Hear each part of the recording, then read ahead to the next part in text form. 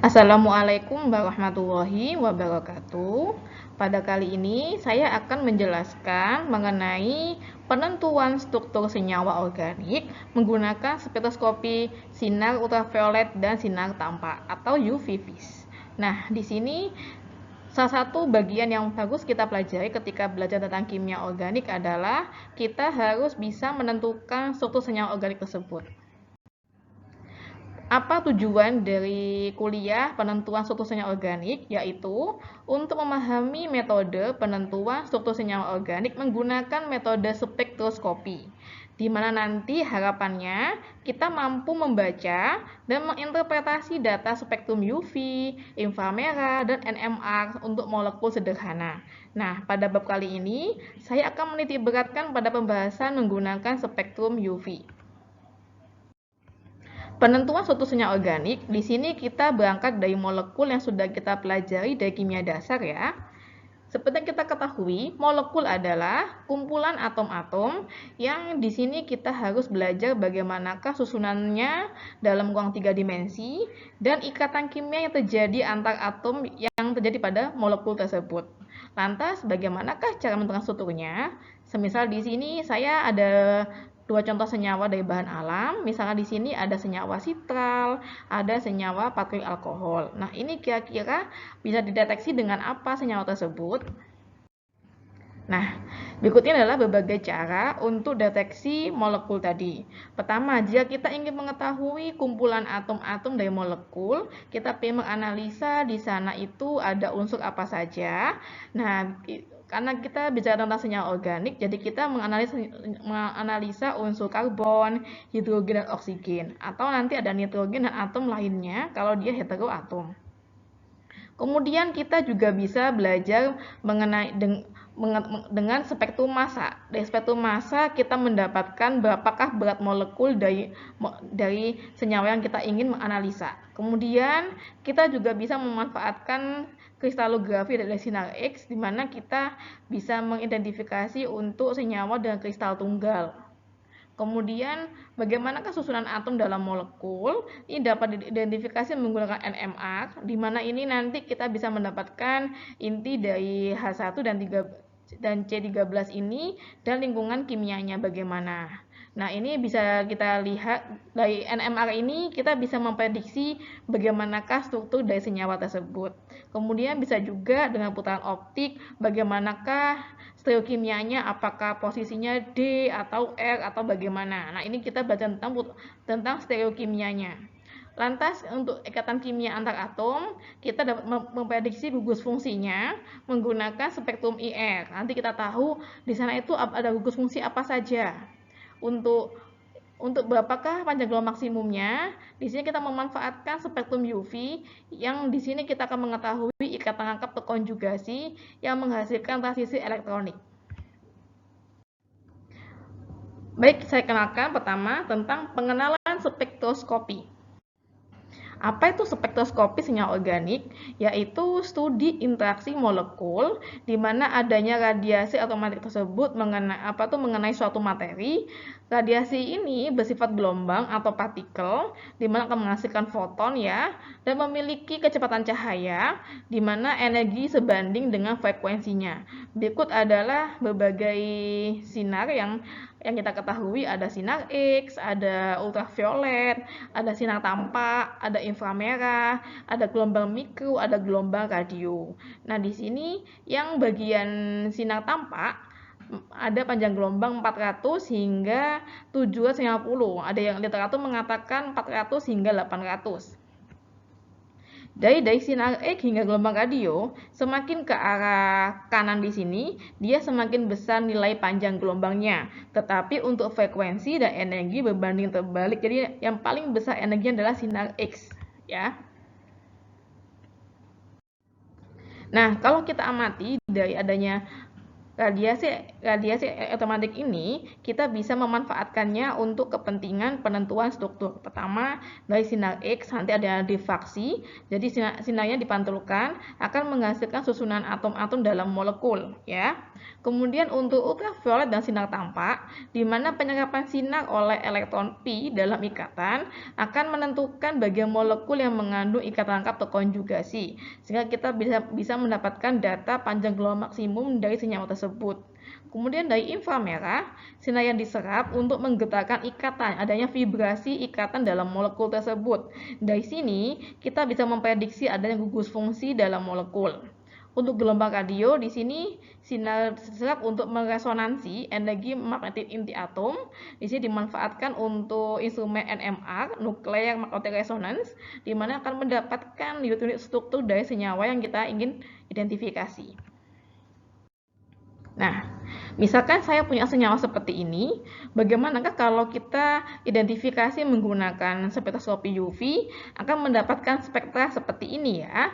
Di sini dari UV untuk penentuan struktur itu kita bisa mendapatkan data panjang gelombang maksimumnya, spektranya seperti ini. Kemudian bagaimana kalau kita identifikasi menggunakan spektra IR atau inframerah, kita akan mendapatkan spektra seperti ini bentuknya. Di sini ada bilangan gelombang dan persen transmitans.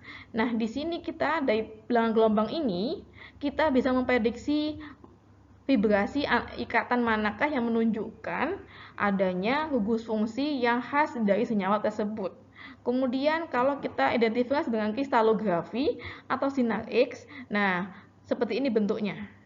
Kemudian kalau dengan JNMR, kita akan mendapatkan spektra seperti ini. Dari sini kita bisa menentukan berapakah jumlah C yang diikat, bagaimana prediksi strukturnya.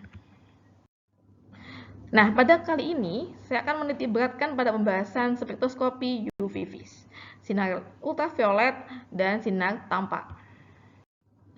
Seperti kita ketahui, sinar UV hingga sinar tampak memiliki rentang panjang gelombang 200 hingga 800 nanometer.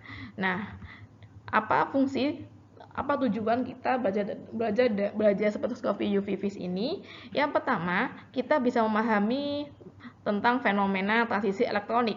Kemudian memahami hubungan transisi elektronik dengan struktur molekul. Dari sini kita nanti dapat mampu membaca spektrum UV sinar tampak, kemudian mampu menerjemahkan spektrum UV vis ke dalam unit struktur molekul, mengerti kelebihan dan kelemahan spektrum UV sinar tampak kaitannya dengan penentuan struktur senyawa organik, kemudian memahami penerapannya dalam kehidupan sehari-hari kita. Berikut ini adalah prinsip umum interaksi sinar UV vis dengan materi. Jadi di sini energi pada daerah panjang gelombang tersebut bersesuaian dengan energi elektron yang ada pada ikatan. Nah, energi yang diserap oleh molekul digunakan untuk melakukan perubahan pada elektron dari keadaan berikatan menjadi tidak berikatan, dari bonding ke anti bonding, ya. Jadi ini nanti saya jelaskan bagaimanakah diagram transisinya. Jadi ada transisi elektronik dari tingkat energi bonding ke non bonding atau anti bonding. Nah, seperti ini.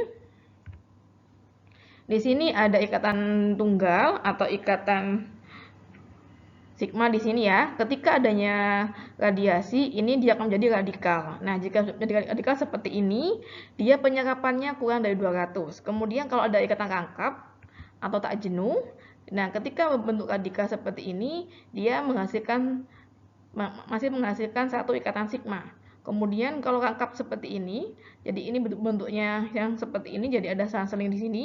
Ketika ada sinar UV, ada tembakan dari sinar UV, dia menghasilkan radikal juga, tetapi masih berikatan satu sama lain. Apalagi ini ikatannya terjadi ikatan pi. Jadi di sini ada konjugasinya. Nah, di sini untuk adanya ikatan rangkap terkonjugasi seperti ini, penyerapannya di atas 200. Nah, efek penyerapan sinar UV tampak adalah pembentukan radikal bebas akibat pemutusan ikatan sigma atau ikatan pi. Nah, ini diagram transisi energinya. Jadi misalkan di sini saya memiliki ikatan tunggal C dengan C, jadi ada transisi elektronik dari ikatan sigma bonding ke sigma anti bonding. Kalau ini saya memiliki C rangkap 2 atau kita kenal istilah golongan alkena, jadi ada transit elektronik dari ikatan pi ke pi anti bonding. Kalau untuk ini gugus karbonil C dengan O, karena O ini kan merupakan salah satu gugus yang memiliki elektron bebas, jadi dia memiliki 3 tingkat energi. Jadi pi ke pi bonding, maaf ini pi ke pi bonding, kemudian dari N ke pi bonding juga N ke sigma bonding, sigma anti bonding. Jadi yang tanda bintang atas itu anti bonding. Kemudian kalau seperti ini ada istilah konjugasi, jadi ada ikatan rangkap yang berselang-seling seperti ini, dia ada perubahan energi dari ikatan pi nomor 2 ke ikatan pi anti bonding nomor 3. Nah, ini nanti berhubungan dengan energinya ya. Nah, perbedaan intensitas transisi dari pi ke pi anti bonding dan N ke pi anti bonding ini, nah dia menghasilkan suatu spektra. Nah, seperti ini. Nah ini kan bisa menunjukkan spektrum seperti ini dalam panjang gelombang maksimum. Jadi panjang gelombang maksimum itu terjadi ketika menghasilkan serapan dengan absorbasi tertinggi, gitu ya. Jadi ketika dia menghasilkan absorbasi tertinggi, dikatakan pada panjang gelombang tersebut disebut panjang gelombang maksimum. Nah ini panjang gelombang maksimum dari senyawa ini, karena dia memiliki ikatan rangkap, kemudian ada CU karbonil. Kemudian di sini dia memiliki, karena dia punya CU karbonil, jadi ada serapan dari N ke pi anti bonding, serapannya lebih rendah dibandingkan pi ke pi anti bonding. Nah, di sini ketika kita belajar tentang UV phase, kita sama saja belajar tentang transisi elektronik. Jadi pengukuran sampel menggunakan instrumen UV phase atau spektrofotometer UV phase ini kita menggunakan pelarut ya. Biasanya pelarut yang digunakan itu bisa metanol, etanol, bisa N-heksan dan lain-lain sebagainya.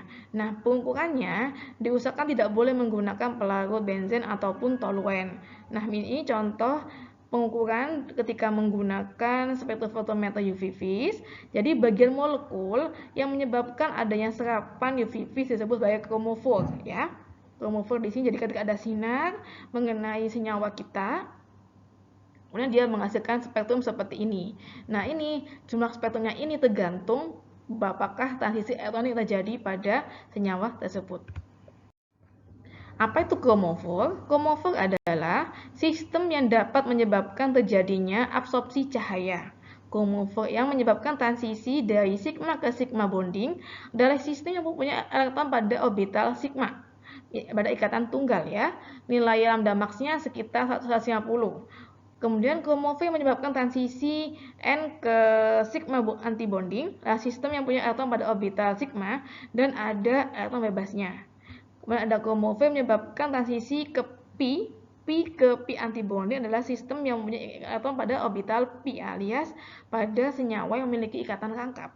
Kromofor yang mempunyai transisi N ke pi anti bonding, N ke sigma anti bonding dan pi ke pi anti bonding adalah sistem yang mempunyai elektron pada orbital pi dan memiliki elektron bebas. Nah, berikut saya tunjukkan daerah absorpsi cahayanya. Nah, ini ada jenis 4 transisi elektronik yang terjadi pada senyawa organik.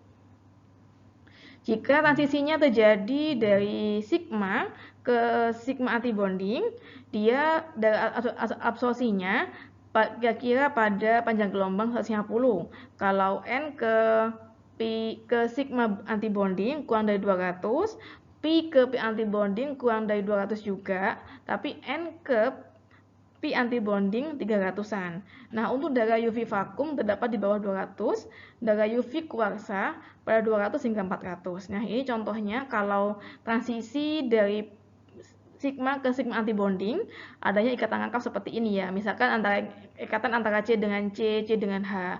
Kalau N dengan sigma anti bonding, misalkan di sini dia memiliki orbital sigma dan dia berikatan dengan unsur yang memiliki atom bebas, misalkan oksigen, sulfur, nitrogen, dan klorin. Kemudian kalau pi ke pi anti bonding, tandanya dia memiliki ikatan rangkap. bisa golongan alkena maupun alkuna. Kalau N ke pi antibonding, dia selain memiliki ikatan rangkap alias mempunyai orbital pi, dia juga memiliki eton bebas. Ini contohnya, seperti gugus karbonil itu ya. Kalau kita lihat di sini, transisi dari sigma ke sigma antibonding memiliki energi yang paling besar. Nah, seperti ini. Jadi, jika dia membutuhkan energi yang paling besar, artinya dia di sini panjang gelombangnya itu semakin kecil. Kalau energinya kecil, panjang gelombang semakin besar gitu. Jadi berbanding terbalik di sininya. Nah, ini contoh dari senyawa-senyawa yang bisa kita lihat berapakah spektrumnya alias panjang gelombang maksimumnya di sininya. Jadi yang untuk bawah ini tidak ada kumulful. Kenapa? Karena dia tidak bisa menghasilkan sistem terkonjugasi. Jadi tidak ada ikatan rangkap terkonjugasi di sininya. Maksudnya bagaimana tentang sistem terkonjugasi? Pada sistem terkonjugasi, seperti butadiena, orbital pi berinteraksi membentuk satu perangkat baru orbital ikat dan anti-ikatan yang mempunyai perbedaan energi lebih kecil dari antara keadaan dasar dengan keadaan tereksitasi. Nah, misalkan seperti ini ya. Jadi perubahan adanya transisi atau dari ikatan pi yang nomor 2 ini dengan pi nomor 3 antibonding ini kan lebih kecil dibandingkan pi ke pi antibonding di sininya sama ini kan ya. Jadi lebih rendah energinya. Adanya sistem terkonjugasi ini dia makin memperbesar panjang gelombang maksimumnya. Kemudian ada pengaruh pelarut terhadap transisi. Kalau ada pelarut mengakibatkan pergeseran absorpsi ke panjang gelombang lebih besar atau lebih kecil, tergantung jenis pelarutnya apa. Kalau pelarutnya di sini polar, ya, dia transisinya terjadi pi ke pi antibonding cenderung bergeser ke arah panjang gelombang yang lebih besar atau dengan istilah batu kromik, ya. Kemudian pada pelarut non polar juga di sini transisi jika terjadi transisi dari N ke pi antibonding bergeser ke panjang gelombang lebih pendek atau dengan istilah hypsochromic. Jadi tergantung terjadi pada transisi apanya di sini karena adanya efek pelarut ya. Penggunaan spektrum UV untuk penentuan struktur bagaimana? Jadi ketika ada efek batu kromik atau pergeseran merah di sini terlihat bila panjang sistem terkonjugasi bertambah dan atau disubstitusi dengan berbagai gugus. Beberapa kaidah umum telah dirumuskan yang memungkinkan perhitungan untuk sistem terkonjugasi tertentu. Misalnya pergeseran dapat diramalkan dengan cara menentukan gugus induk atau parent system. Ada lagi istilah dalam spektroskopi UV vis ini adalah auxochrom. Apa tuh auxochrom? Yaitu gugus jenuh dengan adanya eton bebas. Jika berikatan dengan kumulfur akan mempengaruhi panjang gelombang dan intensitas absorbansinya. Nah, ini bagaimana kaidah untuk penentuan panjang gelombang maksimum dari senyawa organik ya. Nah, ini penambahan skala maksimum dari gugus DNA. Nah, jadi kalau induknya sekian. Nah, ini tabelnya silakan kalian amati dalam tabel pada materi ini. Jika ada penambahan jika terjadi homo anular berapa, ada penambahan cincin di luar, misalkan ini kan ada exocyclic, ada endosiklik. Kalau penambahan ikat tangkap di luar cincin disebut exosiklik, nambah 5. Kalau ada substituennya nambah 5. Kalau ada ikat tangkap di luar 30. Kalau ada auxochrom, ini tergantung apakah tabel di sini ya. Kaidah ini tidak berlaku untuk sistem terkonjugasi silang atau sistem aromatik. Nanti ada sendiri. Nah, berikut ini aturan Woodward Fisher. Ini saya ambil dari textbook bahasa Inggris ya. Nah, ini kalau dari aturan Woodward Fisher seperti ini loh yang dinamakan diena ya. Jadi ini diena, jadi ada dua kata lengkap, dia mengalami sistem terkonjugasi ya. Ini ada perbedaan kalau textbook bahasa Indonesia menyatakan 217. Tapi bahasa Inggris 2014. Tapi di sini ada koreksi, ada kurang lebih 3 nm. Jadi hampir sama seperti teks bahasa Indonesia. Nah, ini induknya 214. Kemudian kalau ada tambahan alkil pada berbagai posisi ditambah 5. Kemudian kalau ada exocyclic double bond di luar dari heteroanular itu, jadi di sini misal ada seperti ini ya. Jadi kan ini DNA di sini. Ini kan di sini DNA-nya ya.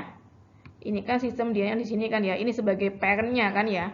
Kemudian di sini kan ada sikliknya ya. Jadi ini isosikliknya pada ring B saja. Jadi ada isosiklik tambah 5. Kemudian kalau ada tambahan ikatan rangkap tambah 30. Kalau ada homoanular, jadi di sini dia terjadi pada satu cincin yang sama, dia 39. Nah, kita di sini kalau ada aksokrom, kita harus melihat dulu apa gugus yang nempel di situ ya. Kemudian di sini tidak ada koreksi dari pelarutnya. Ini contoh soalnya, misal ada senyal sederhana seperti ini.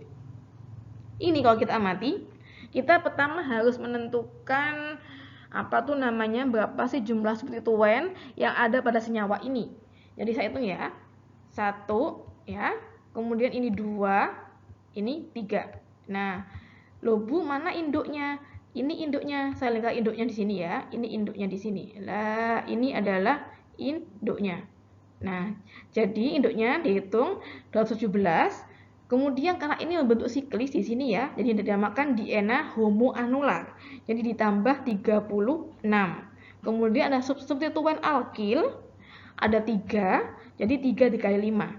Akhirnya ketemu adalah 268 nm untuk panjang gelombang maksimum dari senyawa ini. Nah, ada contoh soal lagi seperti ini. Di sini kita harus melihat, kita harus mengamati dulu sebenarnya bagaimana. Dan jadi ini kita tentukan dulu induknya ya.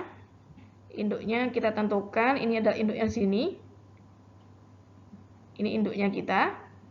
Oke. Ini induknya. Kemudian kita hitung apakah jumlah substituen kita. Jadi ini 1, 2, terus ini ada 3 ya, di sini 3, di sini ada 4. Oke. Jadi ada 4 substituen. Kemudian ada 1 exocyclic. Nah, jadi ada penambahan kata rangkap di luar cincin. Jadi di sini, ini adalah exocyclic di sini. Jadi ini tergantung kalau kita induk di sini, jadi karena saya memilih induknya di sini, jadi di sini dikatakan sebagai exocyclic. Kalau saya menyatakan induknya seperti ini, jadi exocyclicnya di B. Jadi tergantung kita bagaimana menentukan induknya. Nah, setelah itu kita tentukan berapakah panjang gelombang maksimumnya. Sistem induknya dituliskan 217. Kemudian karena ini kan membentuk siklik ya, jadi ditambahkan cincin DNA homoanular 36. Ikatan rangkapnya 1 di sini ya, ada 1 siklik, jadi 1 kali 5, 5. Substituennya ada 4, 1, 2, 3, 4, jadi 4 kali 5, 20. Kemudian karena ada penambah sistem untuk konjugasi, kali ini kan oleh perpanjangan ya, jadi tambah 30. Kalau dihitung ketemu 308 nm untuk panjang gelombang maksimum dari senyawa ini. Lanjut, berikutnya, bagaimanakah kalau untuk senyawa benzena? Tadi kan sudah tentang senyawa diena ya, kali ini tentang benzena. Untuk senyawa benzena di sini, jika ini tergantung dengan gugus yang berikatan dengan benzena tadi. Misalnya di sini apa tuh, ada gugus menang elektron, misalkan contohnya ada NO2 atau karbonil, dan gugus pendorong elektron misalkan OH, metoksi dan alkil. Pada posisi para itu terjadi pergeseran batu kromik. Kalau misalkan pada posisi meta atau orto, maka hanya terjadi pergeseran sedikit saja. Jadi paling besar itu pada posisi para. Nah, seperti ini tabelnya. Jadi di sini misalkan saya punya, ini adalah sebagai induknya ya. Jadi ini adalah struktur dasar seperti ini. Kromofor induknya di sini tergantung ya. Kalau misalkan Z ini adalah alkil atau aril itu adalah itu ya. Aril itu fenil, benzen ya. Itu lambang maksnya adalah 246. Kalau Z adalah H, misalkan dia ada aldehid, dia ada 50. Kalau Z adalah OH atau OR, ininya 230. Kemudian di sini kalau ketika ada gugus masuk, ada substituen masuk, kalau posisinya orto berapa, meta berapa, ini bisa kalian lihat seperti ini. Misalnya ini yang masuk adalah alkil atau aril. Kalau posisi orto meta 3 nambahnya, kalau posisi para 10 ya. Jadi kita harus memahami bagaimana posisinya di sini. Ini bisa kalian lihat tabel ini ya. Contoh soal, hitung panjang gamal maksimum dari senyawa berikut ini. Di sini ada apa tuh? Dia punya gugus NH2. Kemudian di sini ada karboksil. Jadi Z-nya adalah OH. Jadi berapakah induknya? Karena OH induknya adalah 230. Kemudian substituannya adalah NH2. NH2 kita cari di sini.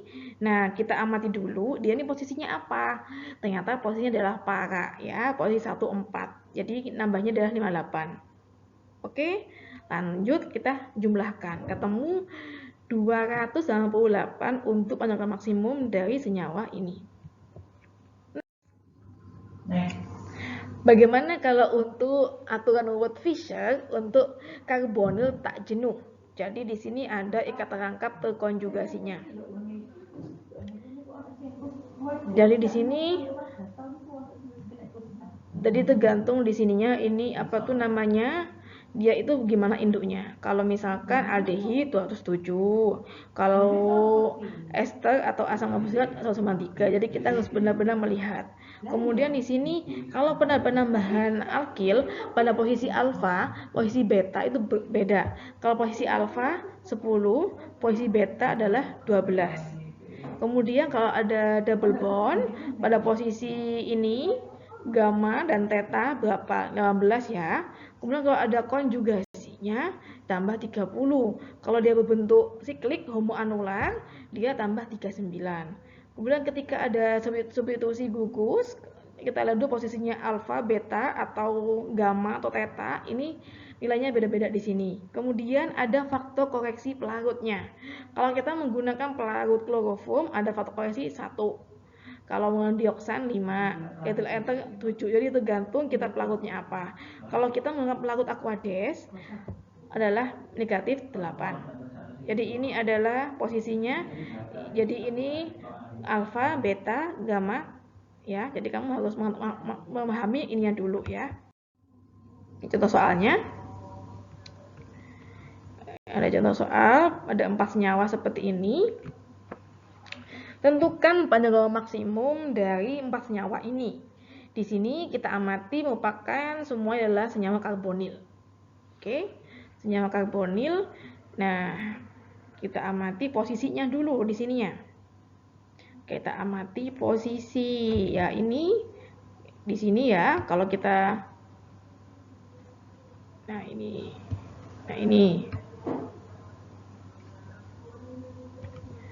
Nah, kita tandai dulu untuk induknya biar gampang. Oh, ini ternyata nambah di sini. Jadi ini ada posisi gamma juga. Ini juga sama ada. Ini di sini enggak ya? Ini gini. Ini dia semakin panjang ini. Oke. Next, setelah itu kita tentukan. Nah, pada yang senyawa ini posisi alfanya mana ya? Ini ya. Ini kan C di sini. Ada posisi alfa di sini. Nah, ini ada penambahan enggak? Ternyata yang ini yang posisi satunya di sini alfa. Ternyata ada 1 nambahnya 10. Kalau ini enggak ada. Nambah posisi beta berapa? Kemudian apakah ada isosiklisnya? Ternyata ada ini sebagai isosiklis. Kemudian ini juga ada isosiklisnya. Ini juga ada isosiklisnya. Tambah ini ada 3. Jadi ini 1, 2, 3. Ada tambahan isosiklis.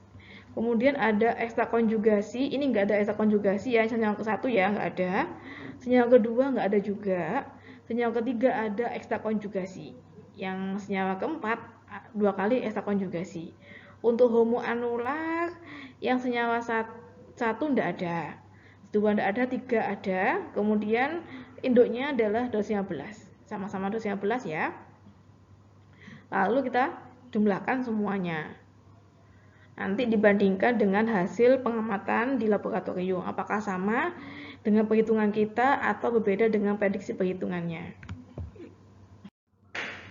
Baik, ini ada pepatah atau quote dari Walt Disney. The way to get started is to quit talking and begin doing. Jadi jangan banyak omong, intinya kamu silakan belajar aja. Jadi harus doing, do, belajar terus gitu ya. Baik, sekian dari saya. Jika ada yang kurang dipahami, silakan bertanya di kolom komen, bisa juga lewat grup WhatsApp. Assalamualaikum warahmatullahi wabarakatuh. Selamat belajar.